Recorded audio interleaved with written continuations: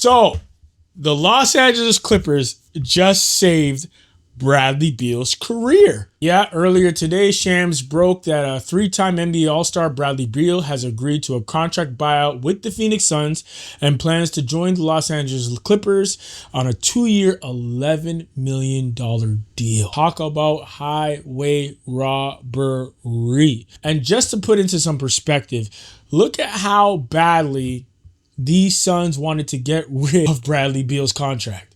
I mean, the Suns, with a sizable cap hit for the next 5 years, buying out Bradley Beal, they'll have to pay $19.4 million 2025, $19.4 million for 2026, $19.4 million for 2027, $19.4 million for 2028, and $19.4 million for 2029. But the Suns said, look, this guy has a no trade clause and we are stuck in the second apron with Devin Booker and no help unless we get rid of this guy. Sure, let's ship him out for $11 million in order to start this rebuild process. And now the Phoenix Suns are beneath the second apron and beneath the first apron. So, I mean, it's not a great deal, but I understand the methodology behind it. And for the life of me, I will never understand why they took on that contract in the first place. And I mean, people want to laugh all day and talk about how Bradley Beal has just been committing grand larceny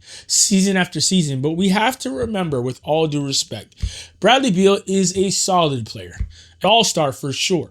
He was balling, especially on the Wizards at the time when they lost John Wall. He was a really, really good player. He was never worth a no trade clause and never worth the amount of money that the Washington Wizards gave him. But I mean, that's not his fault. That's not his fault. If I go to a company and I show them my body of work, and my body of work is mid-level or all-star level, and y'all want to pay me a superstar Michael Jordan, LeBron James type contract, am I going to tell y'all no? None of y'all will tell them no. So, I mean, the guy said, yeah, hurry up with that. Let me sign that real quick. No trade clause? Yeah, sure. Give me that. So, we can't be mad at Bradley Beal. We got to be mad at the front office of the Washington Wizards for signing him to a deal like that.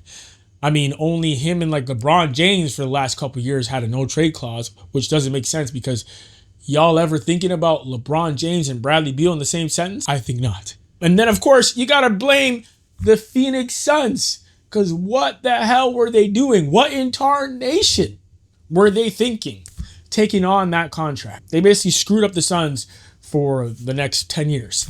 But in an attempt to try to gain back some credibility and some sort of confidence to their superstar in Devin Booker, they have decided to get rid of him, even though they're paying out a lot of money till 2029. Whew. For them, it's better that they now have some flexibility and hopefully they can build around Devin Booker. It just sucks that Booker was with the Phoenix Suns when they were building their team, when they were garbage, and he was the best guy on the team by far, but it was a bad team, so people didn't really care about Devin Booker at the time. Remember when he dropped 71 points? Nobody cared because at the time, it was a really good player on a bad team.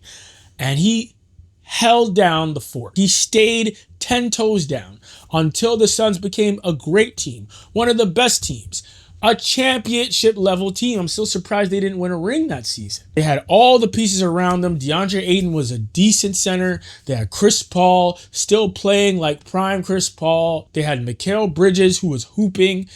They had Cam Johnson, who was hooping.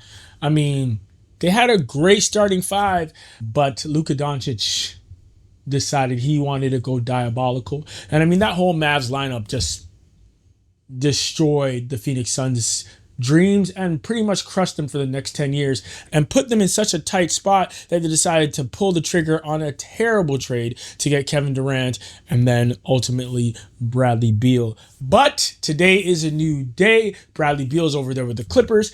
And I gotta say, at first when the Clippers decided to get rid of Norman Powell, I'm like, these guys are idiots. They're probably gonna start a rebuild. Maybe that's what this is. Because why the hell would you get rid of Norman Powell? Norman Powell had an incredible season last year. He was the one that was keeping that organization afloat when Kawhi was injured. I mean, of course, later on down the stretch of the season, he did have a couple of injuries of his own. But with that being said, Norman Powell played incredible for them.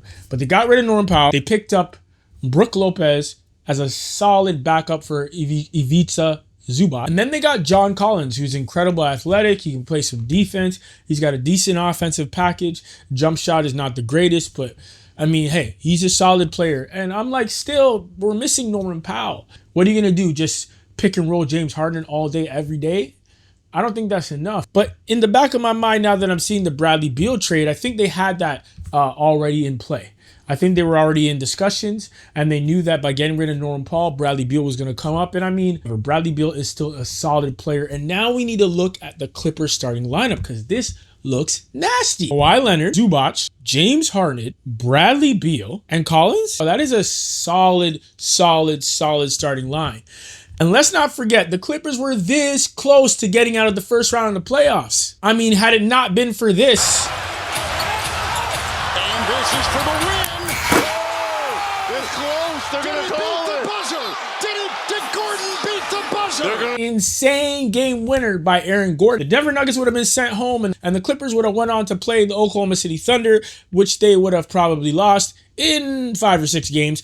But this is a solid squad last season, and I think they're even better now. So I'd put them right up there in the favorites to go all the way. I mean, as long as Kawhi can stay healthy, which, let's be honest, none of us are really confident in that. But they have a good, deep squad. They have a good backup center, Brook Lopez. He can shoot threes. He can block shots. He's a good center still, even though he's older. James Harden looked really good last season. I expect more of that this year. Bradley Beal has something to prove because everybody's clowning him.